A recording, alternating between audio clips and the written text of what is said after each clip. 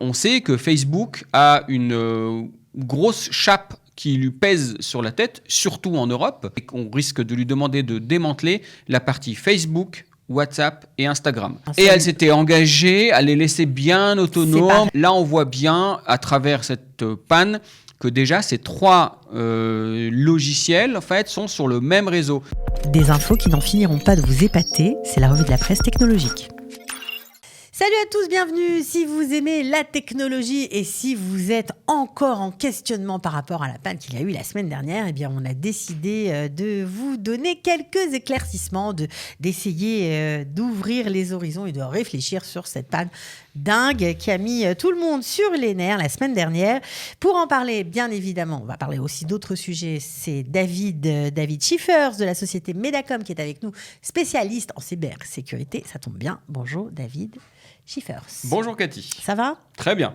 Alors bonne semaine, voilà. Heureusement que la panne, cette fameuse panne Facebook, WhatsApp et Instagram est derrière nous, mais ça a fait quand même couler beaucoup d'encre. Donc on a décidé de revenir, de faire un petit retour arrière pour prendre un peu de la hauteur et essayer d'expliquer. Oui. Des choses qui Alors n'ont pas déjà encore été techniquement, expliquées. qu'est-ce qui s'est passé ? Alors premièrement, on a cru à une panne du service DNS. Alors qu'est-ce que le service DNS ?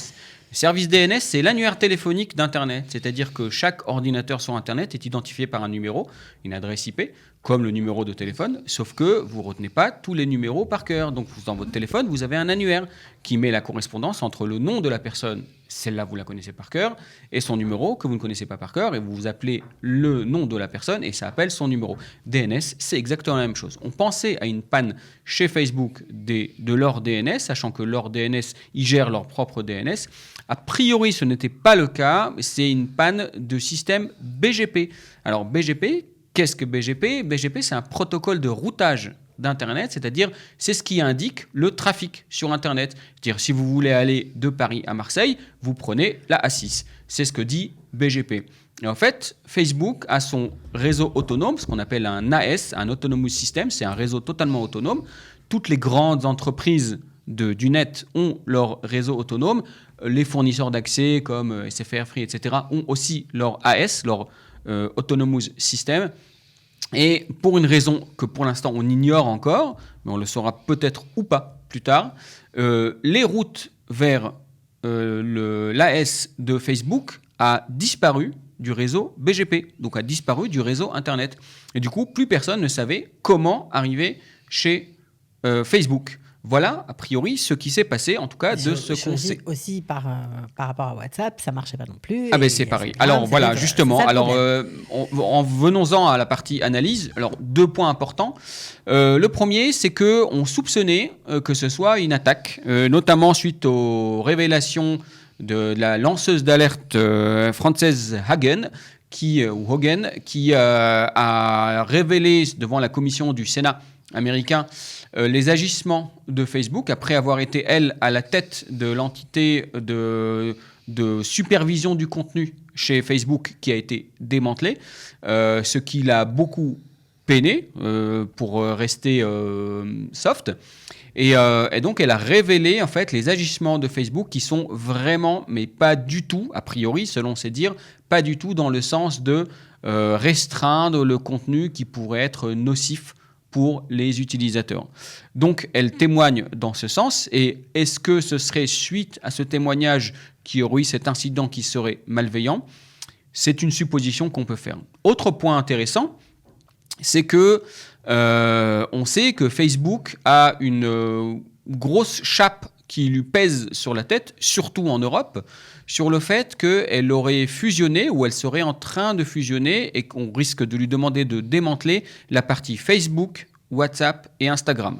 À la base, c'était 3 sociétés. Facebook a racheté Instagram et WhatsApp. Finalement c'est un et elle s'était engagée à les laisser bien autonomes pour ne pas avoir une position de trust dominant, etc. Là, on voit bien, à travers cette panne, que déjà ces 3 logiciels en fait, sont sur le même réseau. Et du coup, au niveau technique, au niveau du socle technique, quelque part, il y a déjà eu une grosse fusion de ces 3. Et Facebook avance dans ce sens-là. Il y aurait même des mails de Mark Zuckerberg qui vont dans ce sens, qui dit accélérer cette fusion pour pas qu'on puisse nous dire démanteler ça, saucissonner Facebook, en fait, faites-en des petits bouts pour garder des trucs autonomes, WhatsApp à part, Instagram à part, etc. Et plus ils avancent, plus ça sera difficile de démanteler, donc plus ils auront d'arguments face à la justice pour dire non, on peut pas. Voilà, donc cet incident tombe très mal pour Facebook, d'autant plus qu'il y a déjà eu des belles chutes en bourse de Facebook suite aux révélations de Frances Haugen. Donc Facebook va pas très bien. Après, est-ce que ça va vraiment mettre des bâtons dans les roues de Facebook ? Je ne sais pas. On s'est rendu compte à quel point beaucoup de gens étaient très accros, notamment des entreprises, des commerces qui sont dépendantes de Facebook, d'Instagram, de WhatsApp. Donc, je ne pense pas que ça arriverait. Ça arrivera, c'est pas demain la veille.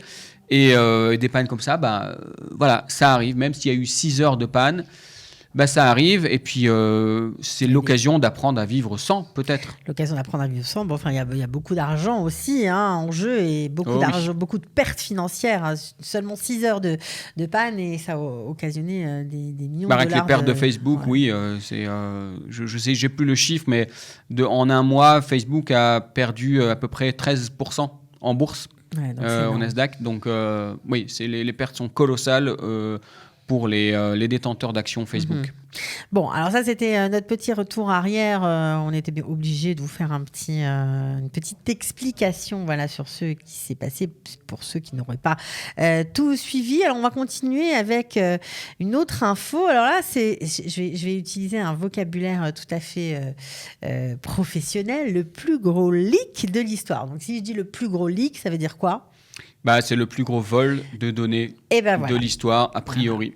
Alors là, c'est une plateforme, on va dire, qui ressemble à YouTube, enfin dans l'esprit, qui a été victime de ce vol. C'est la plateforme Twitch. Oui, alors Twitch, qui est une plateforme de streaming, donc de diffusion de vidéos en live, un peu comme Netflix ou YouTube. Voilà, pour ceux qui ne connaissent pas Twitch.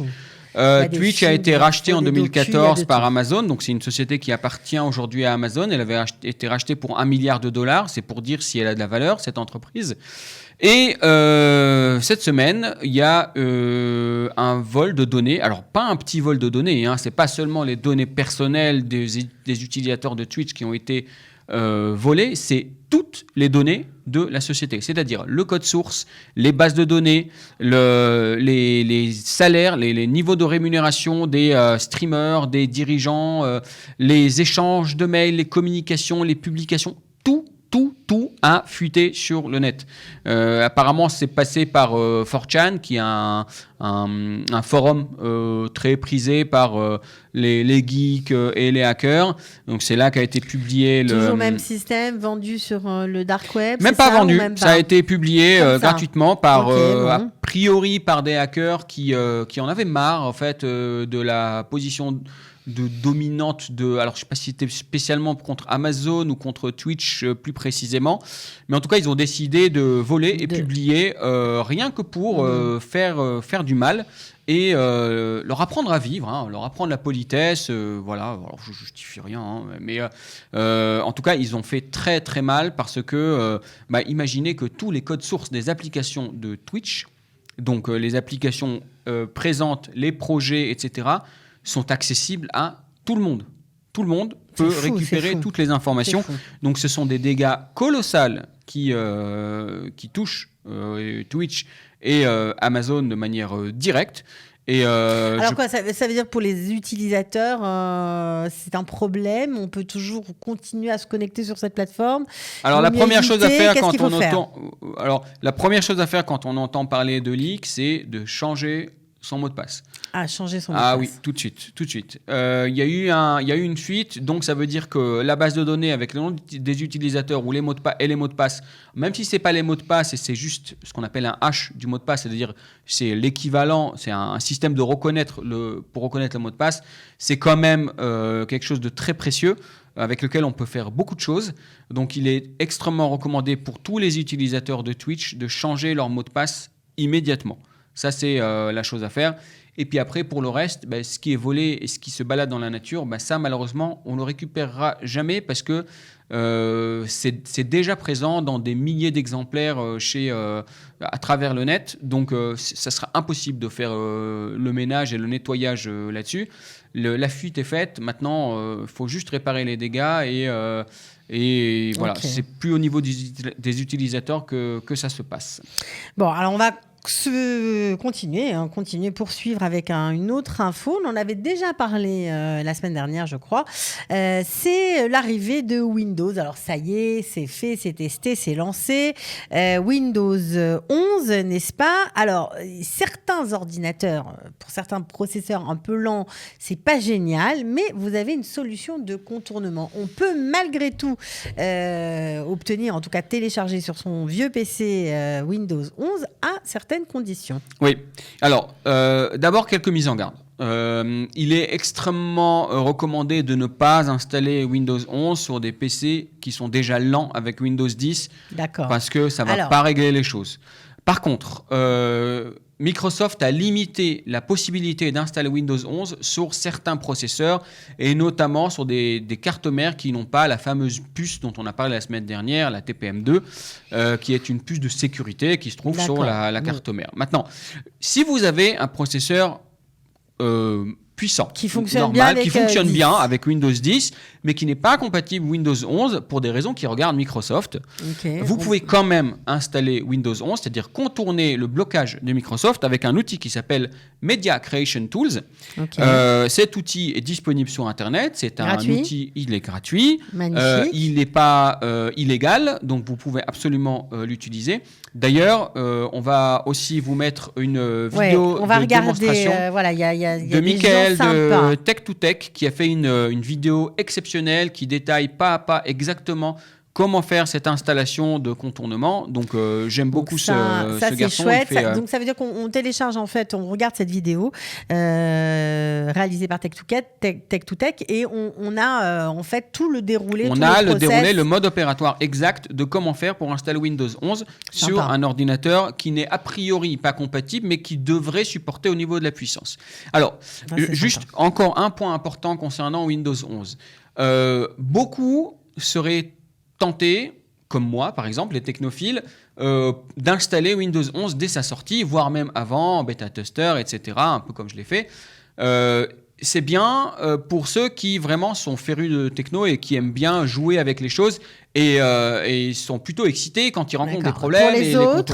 Pour les autres qui veulent éviter les problèmes et qui veulent un système qui roule, qui glisse et qui soit fluide. Qui s'en fiche que ce soit la dernière version ou l'avant-dernière. Voilà. Alors, je recommanderais d'attendre même quelques mois pour une raison très simple. Windows 11 est sorti, il est mature, il est fonctionnel et il est très bien du point de vue de Microsoft. Sauf que sur votre ordinateur, vous avez plein de composants qui ne sont pas du tout issus de chez Microsoft. Et qui sont pas alors, ils sont compatibles ou pas, on ne sait pas. Mais il faut laisser le temps aux fabricants matériels, aux fabricants logiciels de s'adapter à Windows 11 et d'essuyer les plâtres. Parce que les plâtres, il y en aura tout le temps. Donc, on n'achète pas tout de suite un nouvel ordinateur, on attend encore un petit peu. Alors, oui, attendez encore un petit peu. Attendez encore un petit peu, tout à fait. Puis surtout, pour la mise à jour, attendez encore un petit peu. Windows 10 est supporté jusqu'à 2025. Donc, on a le temps, on a largement le temps de voir venir. Prenez le temps de... Voilà. Il y a encore un point qui est... alors, je ne sais pas s'il est superstitieux ou mathématique, parce que ça tient un peu des deux. Il faut savoir que Microsoft a la fâcheuse tendance de faire un bon système sur deux. Donc, il y a eu Windows 3.1 qui était très bon, Windows 95 qui était catastrophique, Windows 98 qui était excellent, Windows Millennium qui était catastrophique, etc. Windows 7, Windows 8, etc. Là, et Windows 11 était très bon. Arrive Windows 10, pardon, était très bon. Arrive Windows 11. Est-ce que la malédiction du 1 sur 2 va marcher cette fois-ci ?